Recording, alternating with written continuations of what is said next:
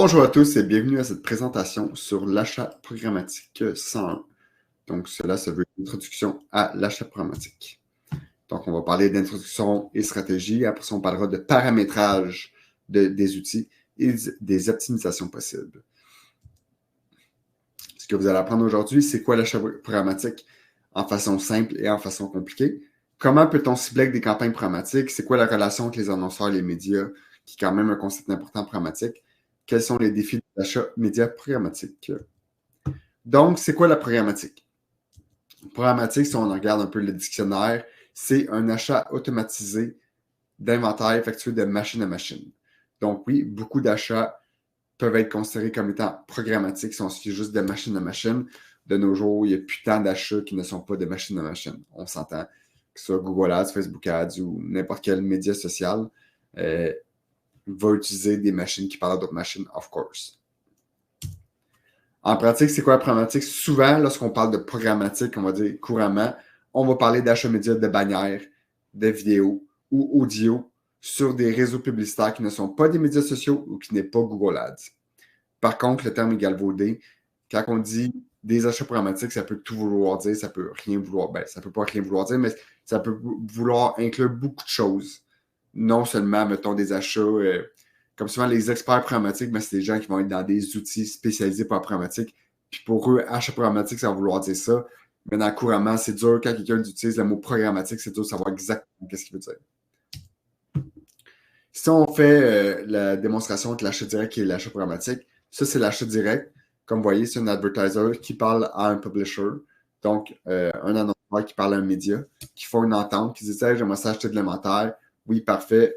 Voici un contrat signé, parfait, j'achète l'inventaire, envoie-moi tes bannières. Ça, on va dire, c'est de moins en moins présent, mais ça se fait encore, surtout au Québec, avec certains médias québécois. Mais ça, c'est l'achat direct.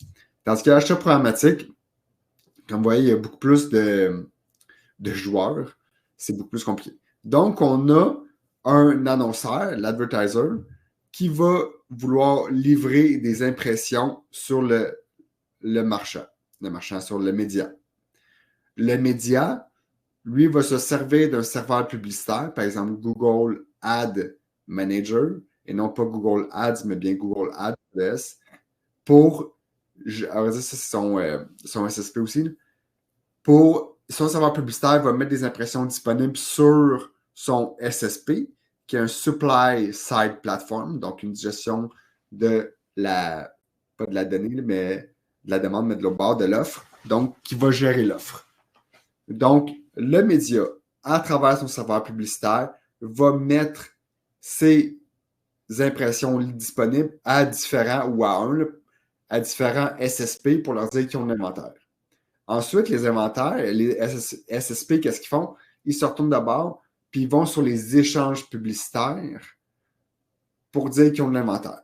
Maintenant, si on recule de leur bord, on avait les annonceurs qui utilisent leur serveur publicitaire, comme par exemple Campaign Manager de la suite Google Marketing Platform, pour héberger leurs annonces.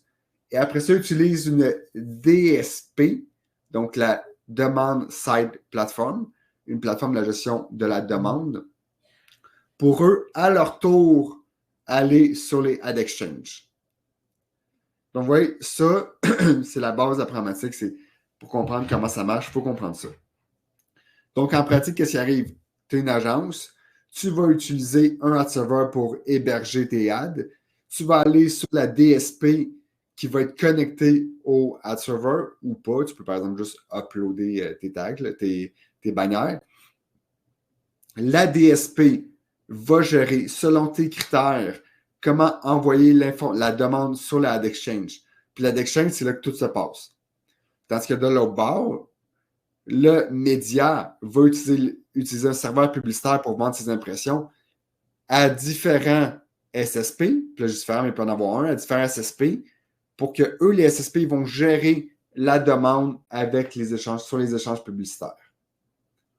Donc, ça, c'est important à comprendre parce que quand ça marche ou quand ça ne marche pas, il peut y avoir beaucoup d'étapes qui font que ça ne marche pas. Par exemple, est-ce que le serveur publicitaire, il y a un problème? Est-ce que la DSP a un problème? Est-ce que sur les échanges, il y a un problème? Est-ce que les médias ont un problème? Et aussi, qu'est-ce qu'il faut comprendre quand quand on comprend toute l'étendue technologique, c'est que chaque niveau peut avoir différents rôles.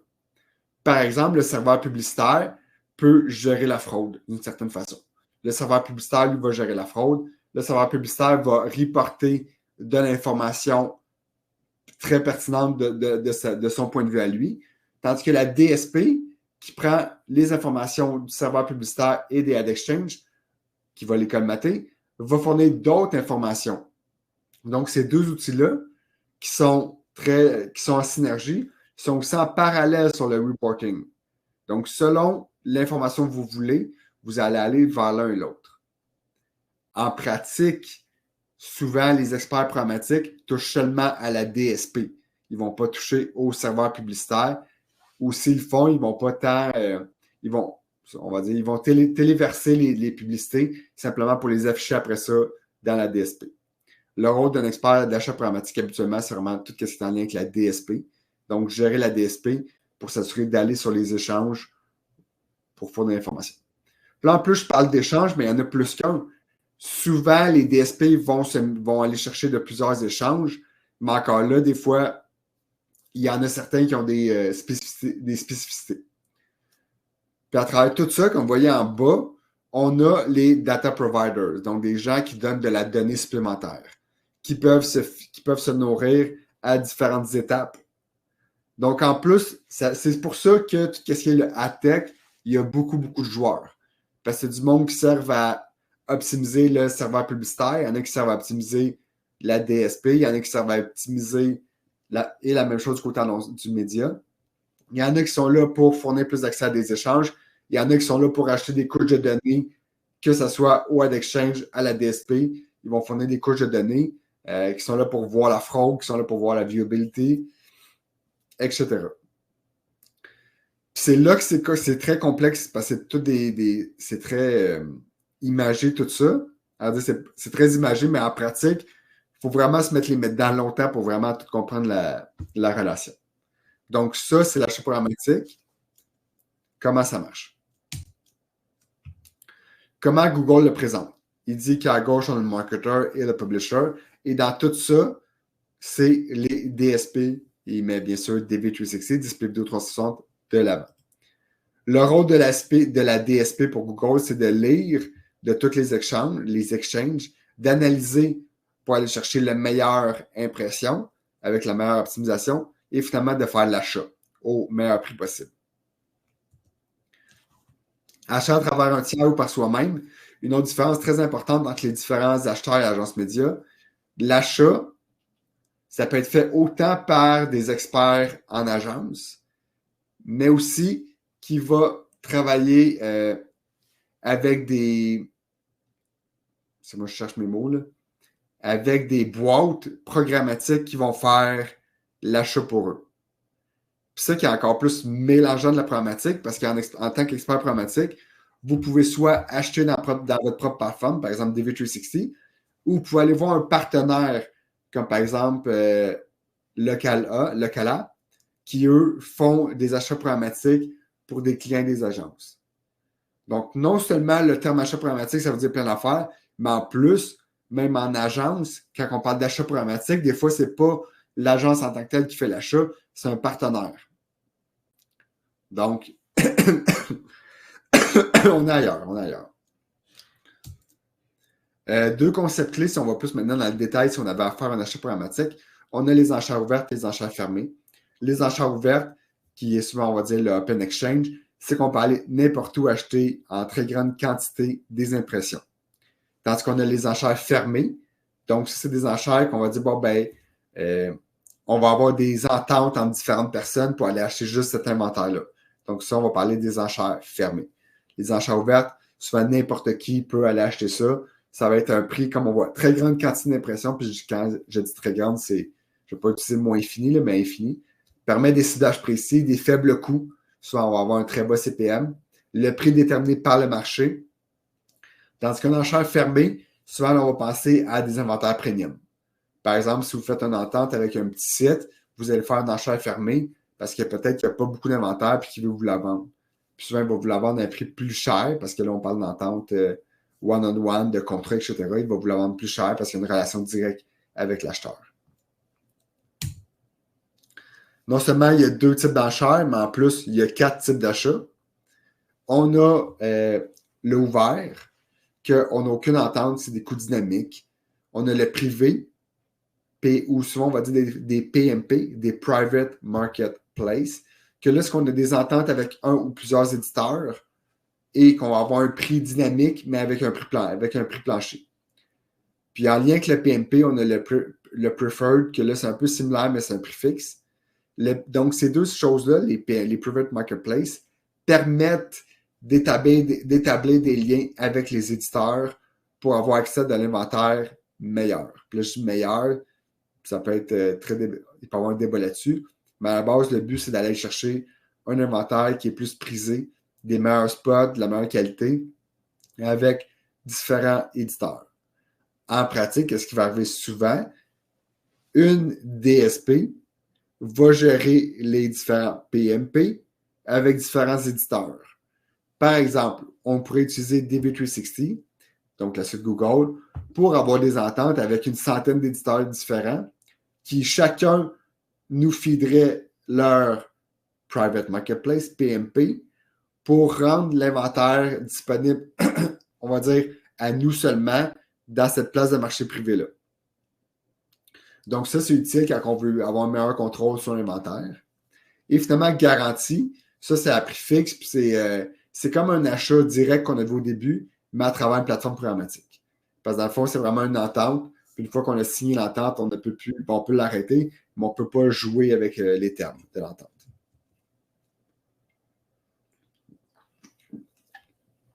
Note sur les ententes, ce n'est pas parce que vous avez une entente que vous avez tant plus de contrôle.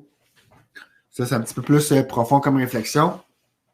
Parce que dans le fond, quand on signe une place de marché avec les gens, ça ne veut pas dire qu'ils vont respecter l'entente. Plus ça a l'air un peu malsain dit comme ça. Mais par exemple, si je dis que je fais une entente de marché avec Météo Média, mais je ne sais pas, mais peut-être que dans l'entente, Météo Média a inclus des sites que je ne connais pas.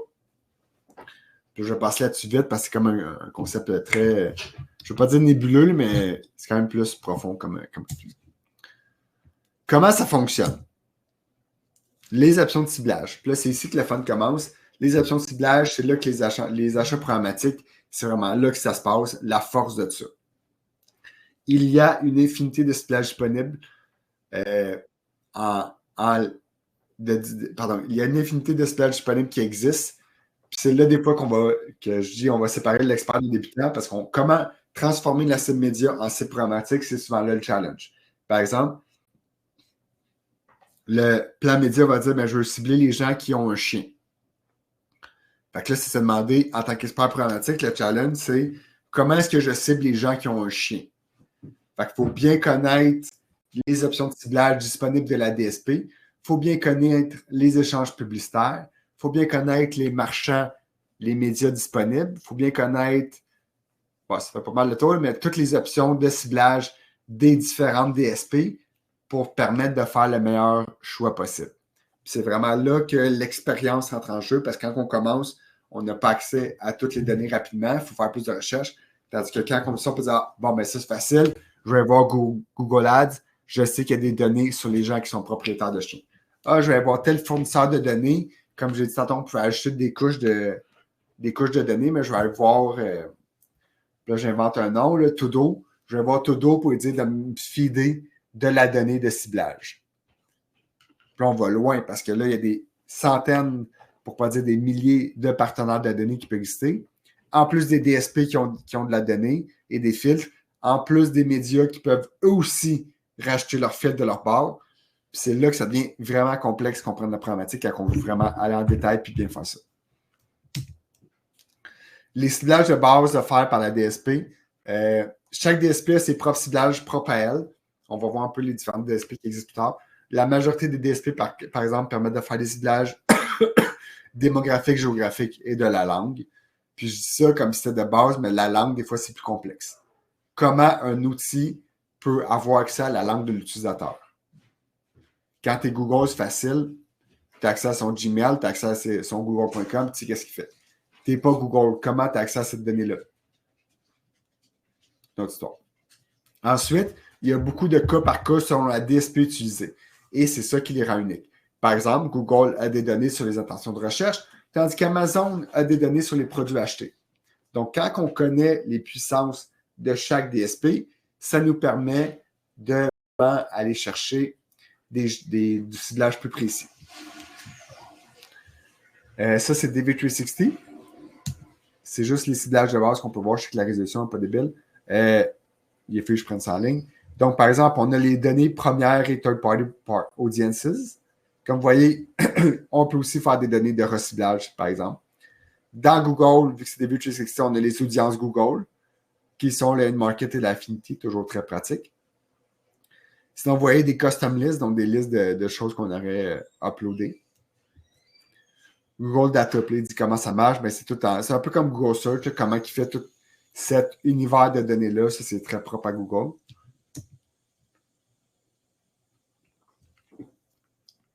Comme j'ai dit, la majorité des DSP permettent aussi d'ajouter des données primaires, donc des outils sur lesquels vous avez des données sur lesquelles vous avez main mise, qui vous êtes la première partie, en plus de faire des audiences de third party. Donc, vous pourriez dire, si je reviens en arrière, je vais cibler les gens qui sont mes abonnés à mon infolettre. En plus, je vais les dire ceux qui sont dans telle audience, dans telle démographie, dans telle géographie, tout accumuler ces ciblages-là. C'est là que un peu la puissance de la DSP, c'est qu'on peut vraiment les cibler de façon très, très précise.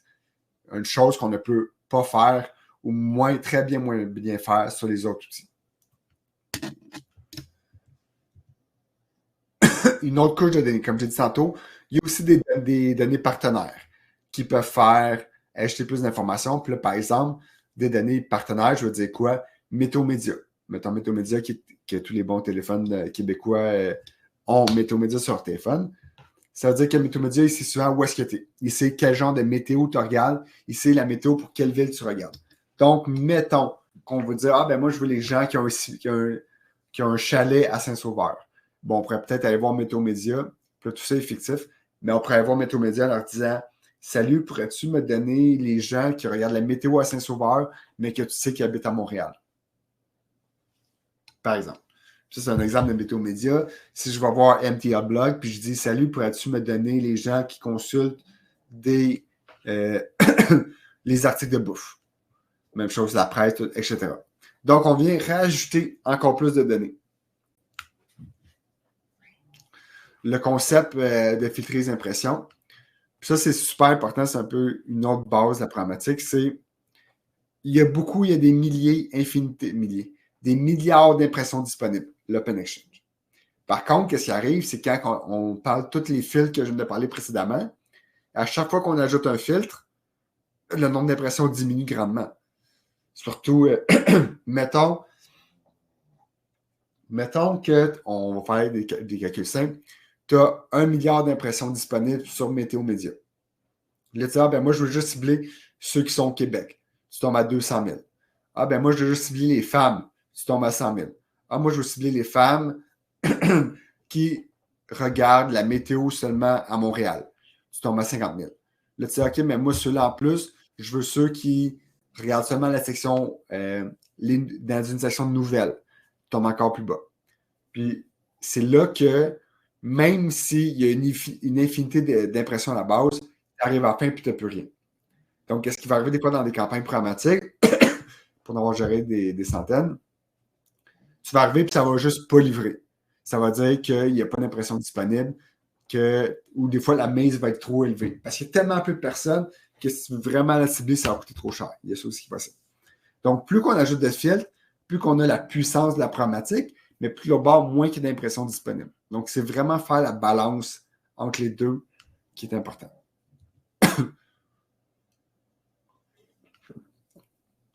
C'est ce que je viens de dire. J'attire votre attention sur le troisième paragraphe. La bonne nouvelle est que plusieurs DSP vous disent où est-ce que ça bloque. Par exemple, dans DV360, on a l'application Troubleshooting qui permet de dire c'est quoi les critères qui ont retenu les impressions. Fait que là, vous pouvez voir, je le sais, sur mes 1 milliard je dis milliard, mais c'est plus des des millions et des millions, mais sur le 1 milliard d'impressions, il y en a 50% qui est à cause du géo. Donc, vous avez cette information-là. Après, c'est à vous de décider si vous pouvez agir ou non là-dessus, parce que des fois, le géo, par exemple, vous voulez faire une campagne qui est seulement disponible au Québec, ben, c'est ça votre limitation. TSP les plus utilisés.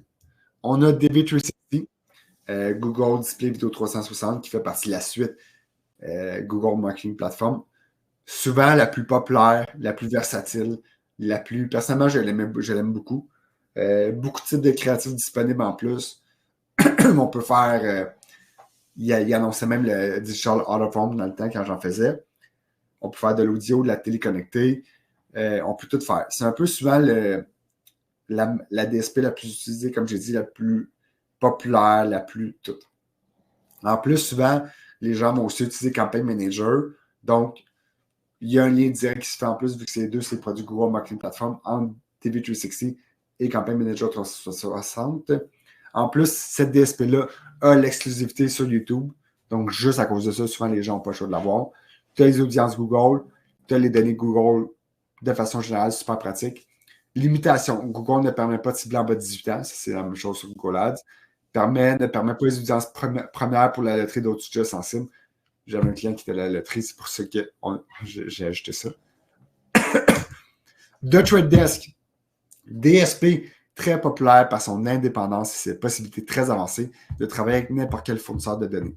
Si on a DV360, qui est comme nous autres, on est la DSP de Google, on a toute la force de Google, The Trade Desk qui arrive, puis ils font nous autres, on a la force de tout le monde, de leur bord. Je ne veux pas dire de personne, parce que The Trade Desk a ses propres données, mais ils ont la force de tout le monde. Donc, ça permet encore plus de versatilité que DV360. Par contre, c'est un petit peu plus complexe à configurer.